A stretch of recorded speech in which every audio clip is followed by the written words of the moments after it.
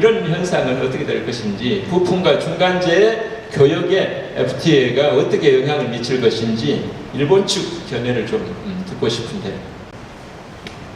ありがとうございます。FTA、北東アジアの FTA の話であります。日本としても今中国の陳光氏からもお話がありましたように、日本としても三国間の FTA には前向きに取り組んでいきたいというのを思っています。もちろん農産物のセンシティビティの問題ありますけれども、少なくとも現状を見る限りは農産物貿易はそれほど大きなシェアを占めていません。したがって、なんとかうまくセンシティビティの問題についても解決できる可能性が高いのではないかというふうに思っています。部品中間材貿易についてのご指摘がありました。今ちょっとご質問の中でアジアに進出している日本企業の現地調達率が減少しているという話なんですけど、今日のプレゼンでもお見せしましたが、ちょっと我々の今手元のデータではむしろローカルですね、コンテンツ、ローカルなプロキュア、現地での開放するかというところによるの貿易も含む最適なサプライチェーンのネタを見つけられる、これを FTA がうまく助ける。これによって単につまり日本から安い部品、いい安い部品を買えることによって、あるいは逆もあるでしょう。こういう世界をですね、実現していきたいというふうに思っています。ただアジアとの FTA でいろいろと難しい問題もあります。例えば今 ASEAN とのFTA などを見てもですね、必ずしも活用率が高くないんですね。でこれはやはり特に中小企業などには非常に仕組みが複雑でなかなかうまく使いこなせないっていう問題もある。FTA の活用ということによってですね、アジア地域全体の経済のFTA를 ES갖고 체결해 놨는데 활용률이 낮다 하면 그건 상당히 문제가 될 것 같고, 우리나라도 사실은 한 아시안, 한 다른 몇 개국하고 FTA를 맺었습니다만 활용률이 아주 낮다고 그럽니다. 그리고 지금 한국은 일본과 중국 사이에 일종의 중간자적 역할을 해야 되는데, 우리 박 국장님 혹시 동북아 FTA에 대해서 한국 측 입장이 있는지, 그 다음에 기존에 맺은 FTA에 대해서 활용률을 높일 수 있는 그런 방안들이 좀 있으면. 각국만의 그런 나름대로 센시티브한 이슈는 있다고 생각합니다. 할 수 없는 FTA를 가는 과정에서 할 수 없는 그런 문제를 닥친다고 생각하는데, 저희가 특히 이제 그동안에 선진국들하고 FTA 협상도 많이 했고, 거기에 저희가 경제적인 효과가 얼마 나오냐 이런 것들을 다 계량해서 나오지 않습니까? 근데 이제 우리가 지금 추진해야 될 중국 시장 FTA를 많이 추진해야 된다는 그런 이야기들이 많은데, 저는 중국과의 FTA 추진에서는 한 가지 저희가 잘 생각을 해보고 해야 될 점이 있다고 생각합니다. 특히 아까 지금 농산물 이런 센시티브한 분야는 차치하고 그동안에 우리가 미국이나 유럽이나 다른 나라의 FTA 체결과는 좀 달리 중국이 갖고 있는 고유한 어떤 그런 정책적인 레귤레이션, 그러니까 국가 전체적으로, 그리고 지방성이 갖고 있는 여러 가지 우리가 지금까지 협상의 대상으로 해왔던 국가와는 다른 그런 시스템으로 많이 운영되고 있는, 다시 말씀드리면 비관세 장벽이 상당히 많이 있을 수 있는 그런 특성을 갖고 있습니다. 그래서 우리가 단순히 중국과의 FTA를 수치적으로 계량학적으로 해서 이게 하면은 우리가 이렇게 얼마 나온다 이런 거에 뒤에 숨어 있는 그런 그동안에 우리 FTA에 체결했던 그런 다른 문화적인 그리고 제도적인 다른 나라와 협상을 할 때 또 새로운 우리 시각으로 좀 협상에 임해야 되지 않느냐 그런 생각을 좀 했습니다. 시간이 갔기 때문에 이번에 이제 마지막 질문을 하겠습니다. 사실은 우리가 지금까지 협력을 이야기를 했습니다만 현실은 냉엄한 겁니다.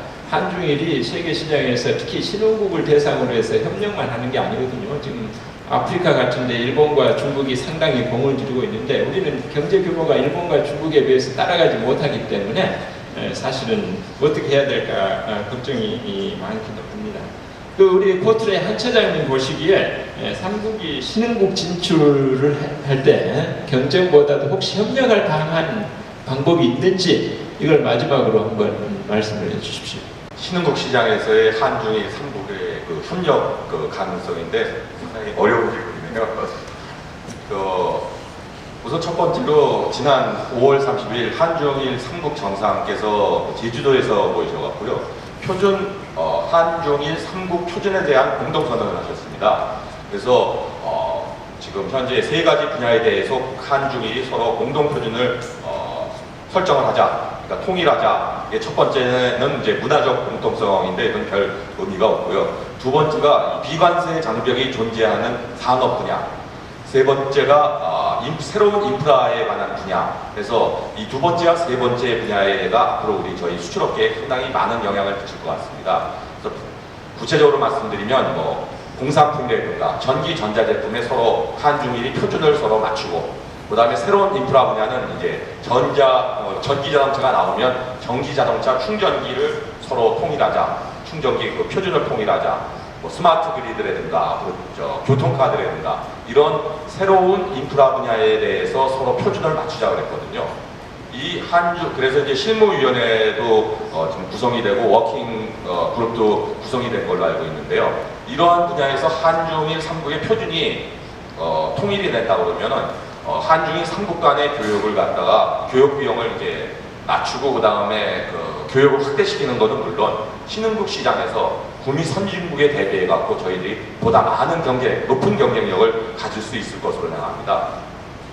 두 번째 가능성이 있는 게 교차 구매입니다. 여러분도 잘 알다시피 삼성전자, LG전자가 신흥국에 현지 진출하게 되면 저희 부품업체들이 동반 진출을 하죠. 그럼 지금까지 전량 삼성전자, LG전자에만 납품을 했습니다. 일본도 마찬가지입니다. 일본도 수온이나 히다치 이런 데가 나가면 부품업체들이 동반 진출합니다. 일반적인 현상인데요. 앞으로는 이게 교차 구매 가능성이 있습니다. 현재 글로벌 소싱이 일반화되어 있기 때문에요. 즉 말씀드리면 한국 삼성전자에 인도네시아에 나가 있는 우리 전자 부품업체가 삼성전자도 납품하고 일본의 소니에도 납품을 하고, 마찬가지입니다. 일본 부품업체가 소니에도 납품하고 삼성전자, LG전자에도 납품하는 이런 교차 구매가 가능할 겁니다. 이것이 왜 중요하느냐? 지금 현재 저희 부품업체들이 세계적인 글로벌 부품업체들이 없거든요. 이런 부품 교차 구매, 교차 판매가 가능하다 그러면 저희들이 앞으로 이 부품업체들이 세계적인 전자부품, 자동차 부품업체들이 탄생하게 될 것입니다. 현재는 굉장히 요원한 얘기로 들리실지는 모르겠는데요. 실질적으로 지금 한국에 있는 자동차 부품업체들이 미국 포드나 GM에 납품을 이미 하고 있습니다. 그리고 저희가 글로벌 소싱에 따라갖고 지금 사업 계획에 따라갖고 토요타, 닛산, 혼다에도 지금 납품을 지금 하고 있거든요. 좀 추진을 하고 있거든요. 그래서 이러한 앞으로의 현지에 진출한 업체 간의 교차 구매가 한중일 간에 활성화될 것이라고 그렇게 생각합니다. 세 번째로 제가 이제 말씀드린 건 해외로 나가보면요. 인프라 플랜트 분야에서 한중일이 협력하는 건 거의 없습니다. 그러니까 최근에 요르단 원전에서 저희가 이제 프랑스, 일본 컨소시엄에 입찰해서 이제 패했는데요. 이게 해외 나가서 보면 일본, 한국, 중국 글로벌 기업이랑 구미 선진국이랑 서로 컨소시엄이 형성되는 건 봤어도 한중일 간의 컨소시엄 보는 건 거의 보질 못했습니다. 이건 아마 플랜트라든가 우리 인프라 부문에 대해서는 서로 경쟁력이 강한 부문이 서로 겹치는, 쉽게 말씀드리면 경쟁력 충돌 내지는 기술의 충돌 현상 때문에 발생하지 않나 이런 생각이 드는데요. 그렇지만 또 협력의 여지가 없는 건 아닙니다. 최근에 제가 상하이 무역관으로부터 중국의 유수 기업이 우리 한국의 타락 설비 기술을 가진 업체들하고 같이 컨소시엄을 구성을 해서 동남아시아를 진출하고 싶다는 이러한 제안을 받은 적이 있다고 보고를 받았습니다.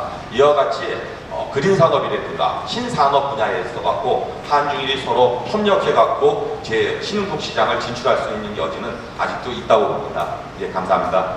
예정된 시간이 다 지나가지고 한두 분만 질문을 받겠습니다.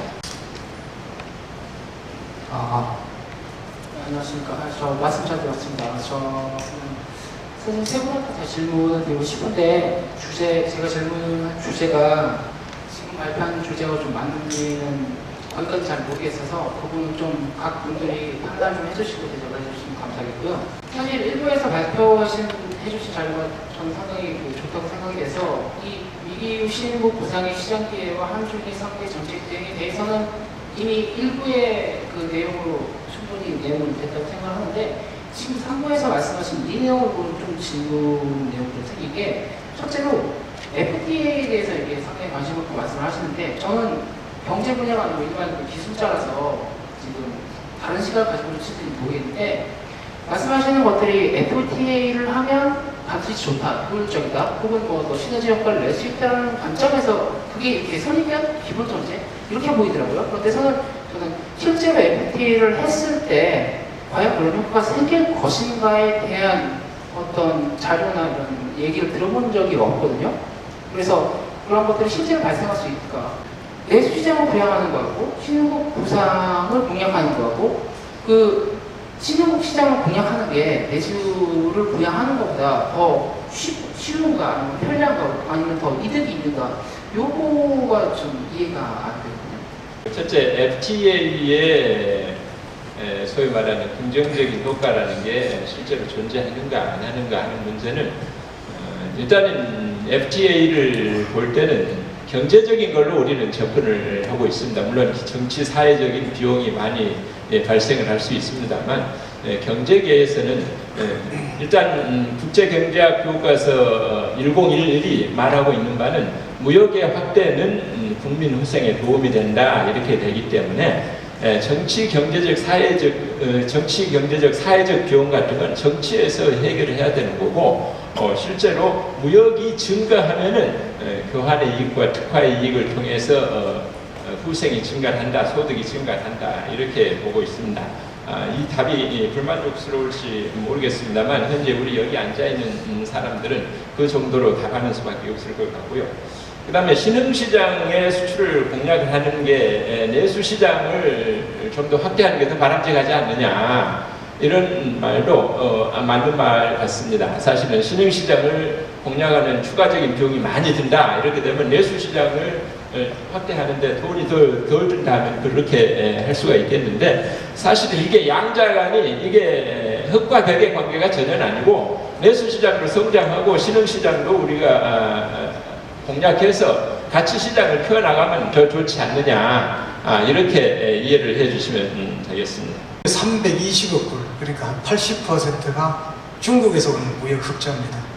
아무리 우리가 중국 시장이 중요하고 또 중국 시장에서 상대적으로 쉽다고 하더라도 한 나라 무역 흑자의 80%가 특정한 나라에 의존하고 있다 하는 이거는 분명히 잘못된 겁니다. 그런 면에서 오늘 발표해 주신 신흥시장 공략이라고 하는 것은 제가 보기에는 중국 시장 공략만큼 중요한 부분이라고 이렇게 생각을 하기 때문에 오늘 주제에 굉장히 최근에 그 주제에 굉장히 적절한 게 아닌가 그런 생각을 한번 해봤습니다. FTA가 국민 전체로는 분명히 플러스 요인이 있습니다. 경제 성장에 기여를 하고요. 무역 확대에 기여를 합니다. 근데 뭐가 문제냐? FTA를 하게 되면 경쟁력이 약한 부분은 쉽게 말씀드리면 붕괴됩니다. 그 부분에 피해가 발생하고요. 그렇지만 더 경쟁력이 강한 부분은 시장이 더 커지기 때문에 더 빠른 속도로 성장합니다. 그래서 그러한 플러스와 마이너스 요인을 항상 감안을 해야 될 것 같습니다. 두 번째 아까 말씀드린 민간 소비 확충이 더 중요하다고 그러는데요. 우리 경제학 시간에 다 배웠죠. 우리가 경제 성장 그러면 이코로 민간 소비 플러스 투자 플러스 수출 마이너스 수입입니다. 저희가 신흥시장 저희가 민간 소비 확충이 중요하지 않다는 게 아니고 지금 아까 말씀드린 이 수출 수입 부문, 무역 격차 부문에서의 우리의 성장이 이 초점을 두고서 동세미나가 진행되는 걸로 알고 있습니다. 예, 감사합니다. これは常にはっきり出るというわけではないんですが、やはりその貿易を拡大して経済のプラスになるというところはまず間違いないです。それからもう一つはこういう事情があって、もともとは本来はマーケットアクセスの改善っていうのは WTO を通じて多国間でやるのが一番望ましいんですけれども、残念ながら今 WTO のグラウンドが現実にはなかなか動いていないということがあるものですから、ある意味では各国他の国の関税を下げてマーケットアクセスの改善を図るっていうためにはこれってやらなきゃいけないっていうそういう側面があるっていうのが1点と、それから日本は第2位の GDP 大国だ、これはもうひょっとすると今の時点で中国の方が第2位かもしれません。で内需拡大の方が良いではないかっていうのは、これはですね、特に例えば今の日本の現状を見ると、これから我々やはりその人口もですね、少子化の問題があって、もうグローバリゼーションっていうのはもう現に起こってしまっているもう事実なんですね。だからそうだとするとやはりそこを前提に対応策っていうのを考えなきゃいけない。 토론자 여러분들이 정말로 열띠게 토론을 해주셨고 사실은 많은 정보를 제공을 해주신 것 같습니다. 우리 토론자 여러분들께 박수 한번 해주시죠. 우리 폐사는 우리 문주현 박사가 하겠습니다. 그쪽으로 마이크를 돌리겠습니다. 예, 마이크 받았습니다. 그 심포지움을 위해 많은 노력과 시간을 할애해주신 발표자, 그리고 토론자, 그리고 보이지 않는 곳에서 이제 수고해주신 통역가 분들에게 박수 한 번 더 부탁드리겠습니다. 예, 그리고 참고로 나가실 때 이제 그 통역 수신기 전부 다 반납하시고 이제 신분증하고 교환해 가시기 바랍니다.